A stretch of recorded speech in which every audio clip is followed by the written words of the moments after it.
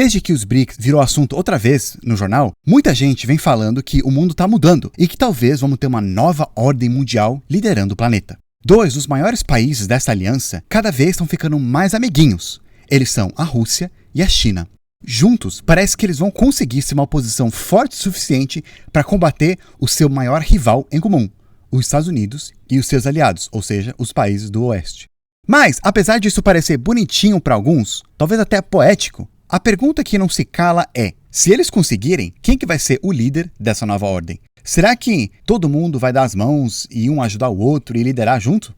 Ou o mundo vai ser como sempre foi, e a partir do momento em que um rei cai, os outros se matam para ver quem vai pegar a coroa? Então, mesmo fazendo super sentido hoje em dia, por que talvez uma aliança entre a Rússia e a China não vai durar muito? E na verdade, os dois são os maiores rivais. Bora descobrir. Alô, YouTube! Para a gente entender um pouco essa aliança e possível rivalidade entre a Rússia e a China, a gente tem que entender quais são os interesses que eles têm. De fato, uma aliança entre os dois faz muito sentido geopoliticamente, hoje em dia. E essa aliança, alguns dizem que pode até levar para uma terceira guerra mundial. Aliás, se você gosta de assuntos de guerra, é bem provável que vai gostar do jogo patrocinador do vídeo de hoje, Conflict of Nations. Conflict of Nations é um jogo PVP de estratégia online e o melhor é que é de graça. Nele, você escolhe um país de verdade e é colocado contra outros jogadores com o objetivo de dominar o mundo. Você até pode dar uma de Rússia e China e se aliar contra outros jogadores, ou, como talvez aconteça, fazer uma curta aliança para depois declarar guerra contra o seu vizinho. Você cuida do seu país para garantir que ele seja economicamente e militarmente mais forte que os outros, e planeja algumas estratégias e missões, com algumas podendo levar horas para serem cumpridas. Uma rodada de jogo pode demorar uma semana, então muito planejamento e estratégia estão em jogo. O legal é que você pode jogar usando a mesma conta no computador e no seu celular. É só clicar no link que eu vou deixar na descrição e, além de apoiar o canal, você ganha um bônus de 13.000 moedas e um mês de graça na conta Premium. Valeu Conflict of Nations por patrocinar o plano piloto. Beleza, primeiro vamos responder a pergunta, o que a Rússia quer? Para entender isso, é bom entender um pouco o histórico do país. Eu já falei um pouco melhor nesse outro vídeo aqui. Mas esse país europeu primeiro surgiu como um reinado eslavo chamado Kievan Rus. Porém, esse reino tinha uma grande desvantagem. Ele ficava bem no meio de um grande pedaço de terra que ia plano por quilômetros, de todos os lados, com poucas montanhas. E por que isso é ruim? Bem, terrenos planos, eles não têm muita proteção natural. Ou seja, eles são mais fáceis de um exército passar por lá e invadir. E foi isso que aconteceu. Os mongóis, lá do centro da Ásia, aproveitaram as planícies do estepe euroasiático e facilmente invadiram e acabaram com esse reino, mudando a sua história para sempre. Aí, com o tempo, uma cidade começou a crescer, ela chamada Moscou, e uma hora eles conseguiram expulsar os mongóis. Sabendo muito bem daquela fraqueza do terreno plano, Moscou procurou o máximo expandir para distanciar um outro país da sua capital. E olha, eles conseguiram. No leste, eles chegaram até as Américas, lá na Alasca. A época que eles conseguiram a maior distância foi durante a União Soviética, que chegou até aqui. Além do país ser grande, ele também tinha outros países satélites, ou seja, eles eram países que, mesmo sendo independentes, eles tinham uma grande influência de Moscou. Basicamente, Moscou mandava neles. E isso dava um espaço seguro, principalmente contra o que, na visão deles, era a maior ameaça, a OTAN, a aliança militar entre países aqui do Oeste, liderados pelos Estados Unidos. Algo que eu também falei melhor em um outro vídeo. Mas essa união entre esses países e os soviéticos acabou morrendo, e logo depois a própria União Soviética também. E com isso, Moscou perdeu todo esse espaço aqui. Nos próximos anos, até lugares que um dia fizeram parte da União Soviética acabaram se unindo à OTAN. O único país aqui que ficou bem leal a Moscou é Belarus. Então, desse lado aqui, apesar de ter membros da OTAN fazendo fronteira com a Rússia, eles meio que estão isolados do resto.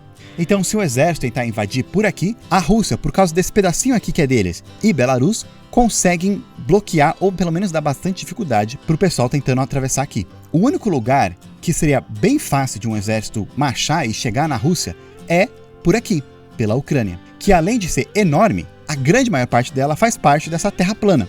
Outra também possível entrada é aqui pelo sul, pela Geórgia.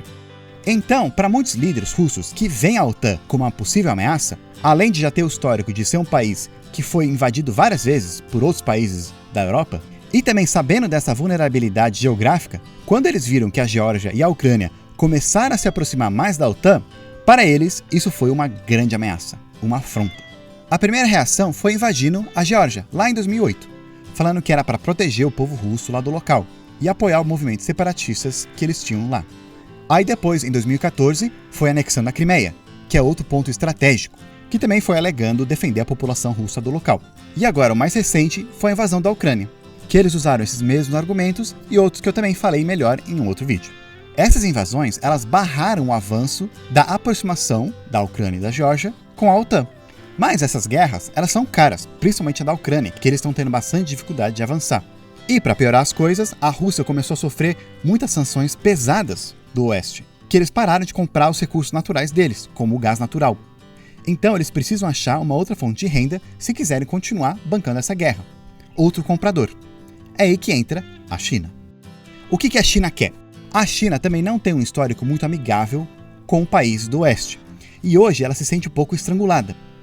Voltando no tempo, lá na década de 19, quando era a dinastia Ming, a China teve o seu maior tamanho, mas ela ficou com as fronteiras bem fechadas por décadas, até que chegou os europeus e teve a Primeira e depois a Segunda Guerra do Ópio. Nessas duas brigas, os chineses perderam feio e eles foram forçados a abrir portos. Além disso, eles tiveram que dar alguns pedaços de terras para os europeus. Pouco depois também chegou o Japão querendo brincar de império. Então, com todas essas derrotas e anos sendo basicamente dominado por outros países, eles são conhecidos na China como o século da humilhação. E, de acordo com eles, esse século terminou quando o Partido Comunista vence a Guerra Civil na China continental, contra a República da China. Aí surge o país que basicamente conhecemos hoje. Depois de passar algumas décadas de dificuldades, começou finalmente a crescer bastante. Sabendo da potencial ameaça da China, os Estados Unidos e os outros países se uniram para formar uma barreira marítima aqui em volta da China, chamada Primeira Cadeia de Ilhas. Muitos desses países aliados, eles têm diversas ilhas espalhadas por aqui, fora as várias outras ilhas aqui no sul que ainda tem briga do que pertence a quem. Então, adicionando o território marítimo de cada um, faz com que a China esteja cercada de países que, se um dia forem inimigos, eles podem facilmente atacar a China. Sem contar também as outras ilhas lá mais no centro do Pacífico dos Estados Unidos, que formam uma segunda barreira marítima. E também, mais recentemente, Vietnã vem se aproximando mais do oeste. E no centro de tudo isso, temos Taiwan, a ilha que age como um país de fato, mas para a China, eles falam que é uma província rebelde deles. A China quer acabar de vez com a guerra civil, que tecnicamente não terminou, e pegar essa ilha para eles. Mas os outros países, apesar de não oficialmente reconhecer Taiwan como um país, eles prometeram ajudar a ilha caso tenha alguma agressão da China. Por que Taiwan é uma peça central desse jogo de geopolítica? Essa ilha, ela basicamente fecha essa barreira em volta da China. Então, se eles conseguirem ter essa ilha para eles, vai ter um furo na barreira e eles vão ter um acesso mais livre para o Oceano Pacífico.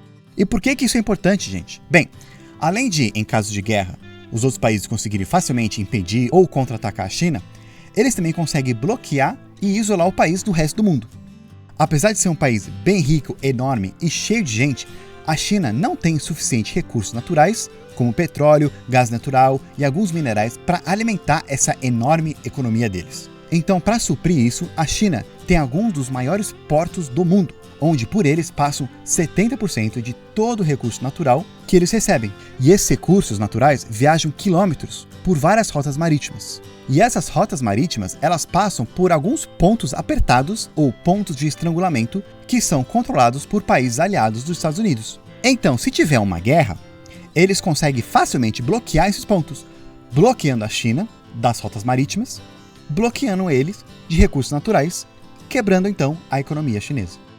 Por isso que a China tem deixado as coisas mais quietas, por enquanto. Mas se um dia eles quiserem pegar Taiwan de vez, à força, e quiserem continuar alimentando essa economia, eles precisam arrumar uma outra maneira de importar esses recursos naturais. Olha, se ao menos tivesse um país que também não gostasse muito dos Estados Unidos e tivesse bastante recursos naturais e tá doido para vender para alguém. É aí que entra a Rússia. Como vocês podem ver, um completa o outro. A economia da Rússia, apesar de grande comparado com o resto do mundo, é muito menor do que da China. Tipo, toda ela é do tamanho dessa única província chinesa. Mas, em contrapartida, a Rússia tem muitos recursos naturais e uma das maiores reservas de gás natural do mundo. E um dos seus maiores compradores não estão mais comprando com eles, por causa da guerra da Ucrânia. A China, apesar de não ter muitos recursos naturais, tem muito dinheiro e quer muito comprar. Muitos desses recursos naturais estão lá do lado asiático da Rússia, mas por falta de dinheiro ou de pessoas, porque a região é bem vazia, e de infraestrutura, ainda não foi muito bem explorado. Mas a China tem dinheiro, muitas pessoas e recursos para instalar infraestrutura. Então, a Rússia consegue ter um cliente, receber dinheiro e bancar as suas ambições geopolíticas. Enquanto isso, a China consegue um outro caminho para receber esses recursos, que eles tanto precisam, e ao mesmo tempo vão depender menos dessas rotas marítimas, podendo atacar Taiwan se eles quiserem, sem a economia sofrer muito por causa de um bloqueio. Fora isso, esses dois países também têm esse histórico de rivalidade contra o Oeste, principalmente os Estados Unidos. Sabe aquela frase, o inimigo do meu inimigo é o meu amigo. Por isso que uma aliança entre esses dois pode potencialmente ser muito perigosa para o Oeste e os Estados Unidos, ainda mais se ela se tornar uma aliança militar, que por enquanto não é. Mas peraí, no título você diz que eles vão ser inimigos. Não tá parecendo muito isso. Pois é, chegamos na parte principal. Tudo parece bonito, né? O que faz muitos pensarem que vai ser uma longa amizade muito bonita. Porém, muitos especialistas acreditam que isso não vai durar muito. Por quê? Lembre que essa aliança ela faz sim muito sentido, mas agora. A partir do momento que as coisas mudarem, digamos, eles não têm mais esse rival, então é bem provável que um pode se tornar o rival do outro. Não é como se os dois fossem amigos de longa data. Lembra do século da humilhação, lá na China? Pois é, olha a Rússia aqui. Quando a China estava ocupada com um monte de revolta interna, brigando com a Inglaterra, brigando com a França, brigando com o Japão, os russos aproveitaram de toda essa bagunça para enviar um monte de tropas na fronteira aqui. Aí eles só demandaram os chineses darem um pedaço de terra para eles, senão eles iam invadir e pegar à força. E não foi um pedacinho qualquer não, foi um pedaço do tamanho do Mato Grosso inteiro. Essa área é conhecida como Manchúria, e os chineses não tiveram nenhuma escolha a não ser entregar. Até hoje, tem chineses que não gostam disso. Inclusive Mao, o fundador da China comunista, já comentou que esse tratado que eles fizeram, dando esse pedaço para os russos, foi um dos tratados injustos que eles tiveram com os europeus.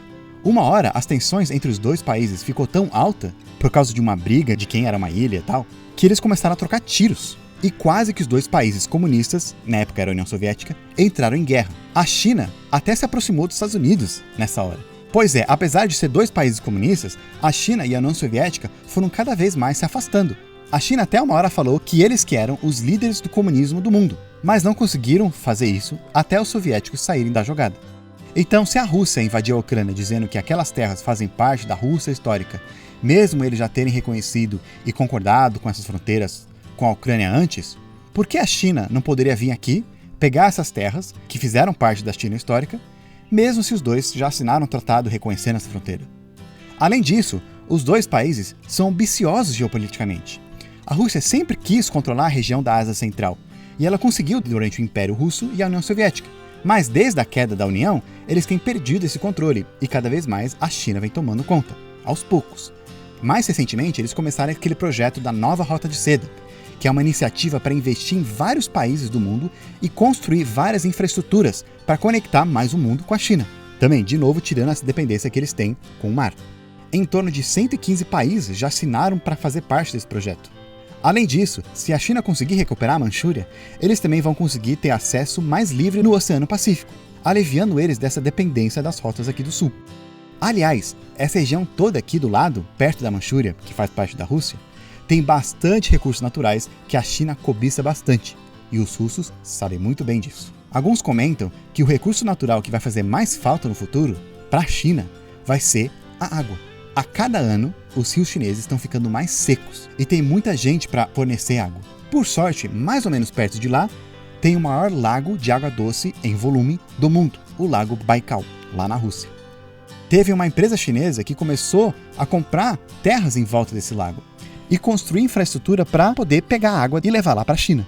Mas muitos russos lá do local ficaram revoltadíssimos com isso, de tal forma que o governo russo acabou proibindo os chineses de fazer isso.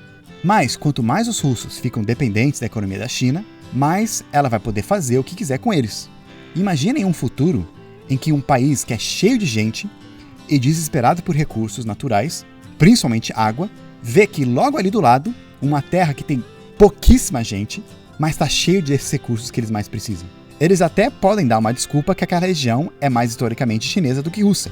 Pode chegar a um ponto que tem tantos chineses lá que eles se tornam a maioria, ou pelo menos o número é tão grande que vão querer demandar mais autonomia, ou talvez até ter um país deles. Um movimento separatista, que não está em falta na Rússia, e com certeza vai ser apoiado pela China. Algo muito parecido que aconteceu na Geórgia, na Crimeia e agora no leste da Ucrânia. Eu tô falando isso, gente, não é porque eu quero que aconteça ou eu não quero. Só uma coisa que eu achei interessante e talvez aconteça, mas talvez não. Ou talvez aconteça algo que é nada a ver, super inusitado. Só o tempo irá dizer. E o que você acha? Acha que essa amizade vai durar muito ou não? Deixe nos seus comentários e não se esqueçam de apoiar o canal clicando no link abaixo do Conflict of Nations. Vou ficando por aqui, nos vemos na próxima.